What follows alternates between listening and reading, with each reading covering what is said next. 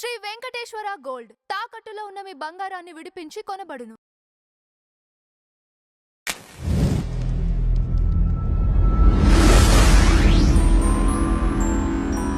నమస్తే అండి, welcome to tree media. మనతో పాటు senior journalist, political analyst doctor Durga Vadlamani గారు ఉన్నారు. మేడం నమస్కారం. నమస్తే అండి. మేడం, విజయ్, త్రిష వీళ్ళ వ్యవహారంలో రకరకాల రూమర్స్ వస్తున్నప్పటికీ ఒక పొలిటికల్ పర్సన్ వీళ్ళిద్దరి పైన కామెంట్ చేయటం, మళ్ళీ క్షమాపణ చెప్పటం, ఇంతలోనే త్రిష గారు ట్వీట్ చేయటం, దాన్ని మళ్ళీ డిలీట్ చేయటం రకరకాల అనుమానాలకి తావిస్తుంది. అసలు మీ అభిప్రాయం ఏంటి? వీళ్ళిద్దరిది రిలేషన్ గురించి మీరేమనుకుంటున్నారు?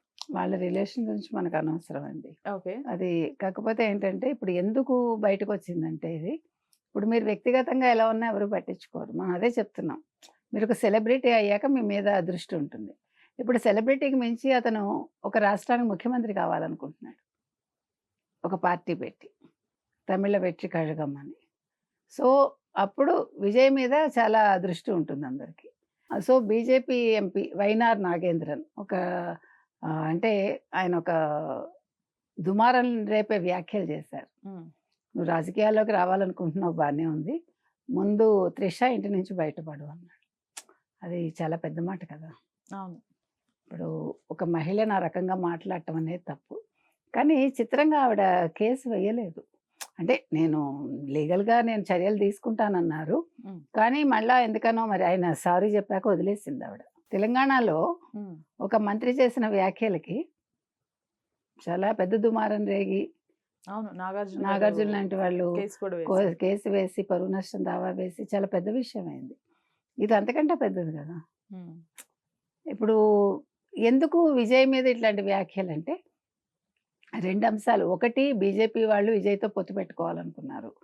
జననాయకన్ సినిమా రిలీజ్ కాకపోవటానికి వెనకాల రాజకీయ కుట్ర కూడా ఉందని, అటు డిఎంకే ఇటు బీజేపీ అని అన్నారు. తర్వాత ఏఐడిఎంకే కూడా విజయ్తో పొత్తుకి ట్రై చేసింది. సో విజయ్ ఎవరితోటి కలవకుండా వెళ్ళాలనుకుంటున్నాడు అనేది మనకు తెలుసు. మనకు తెలియదు ఏమవుతుందో. ఇవాళ కాంగ్రెస్తో డిఎంకే ఎంతవరకు కలిసి ఉంటుంది? ఒకవేళ కాంగ్రెస్తో డిఎంకే కలవకపోతే విజయ్ కలుస్తాడా? Because he is a Christian. ఇప్పుడు సమీకరణాలు ఎలా ఉంటున్నాయంటేనండి, ఒకప్పుడు సమీకరణాలు వాళ్ళ బలాబలాల మీద ఉండేది. తర్వాత వ్యక్తి ఎవరు, నేత ఎవరు అనేది చూసేవాళ్ళు. ఇప్పుడు ఫస్ట్ చూసేది మీ కులం ఏంటి, లేదు మీ మతం ఏంటి, లేదు మీ కెపాసిటీ ఏంటి. కెపాసిటీ అంటే మీరు ఏదో అనుకున్నారు, మీ డబ్బు కెపాసిటీ. ఇవాళ లక్ష్మీనారాయణ అనే వ్యక్తి ఒక పార్టీని వదిలేసి మళ్ళీ జాబ్లోకి వెళ్ళారు అంటే పొలిటికల్గా బ్యూరోక్రాట్స్ పనికిరారు అని ప్రజలు నిర్ణయిస్తున్నారా? మీకు నిజాయితీ గల మనుషులు అక్కర్లేదని నిర్ణయిస్తున్నారా? నీతి నిజాయితీ కాదు కావాల్సింది పొలిటీషియన్కి అనేది ఒక జయప్రకాష్ నారాయణ విషయంలో ప్రూవ్ అయింది మనకి. ఒక ఐఏఎస్ ఆయన చేశారు, అలాగే ఒక ఐపీఎస్గా ఉన్న ఈయన విషయంలో కూడా అది ప్రూవ్ అయింది.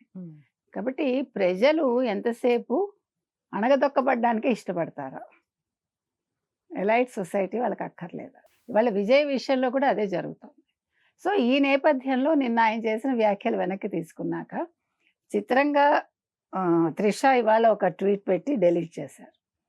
అంటే ఇది నిన్నను నాగేంద్రన్ చేసిన వ్యాఖ్యలకి దగ్గరగా ఉన్నాయా తెలియదు మనకి. ఆడేమన్నారంటే ఇన్స్టాగ్రామ్లో పెట్టిన పోస్ట్ అనమాట, ఇది ఒక ఎమోషనల్ పోస్ట్ అంటున్నారు. ఏం జరిగినా మనం ఎంత వ్యతిరేకత ఎదుర్కొన్నా, ప్రపంచం మొత్తం నీకు వ్యతిరేకంగా నిలబడినా నేను నిన్ను ఎప్పటికీ విడిచిపెట్టను అని ఆమె రాసి ఈ పోస్ట్ని పెట్టిన కొద్దిసేపటికి ఆమె డిలీట్ చేశారు. ఇక్కడ మనం అనే పదం వాడారు. అర్థమైందా మీకు? అంటే మనం ఎంత వ్యతిరేకత ఎదుర్కొన్నా, నువ్వు ఎంత వ్యతిరేకత ఎదుర్కొన్నా అని రాజకీయంగా చెప్పలేదు ఆవిడ. ఇది ఇన్నర్ మీనింగ్ ఏ రకంగా ఉంటుంది అనేది ఆవిడే చెప్పాలి.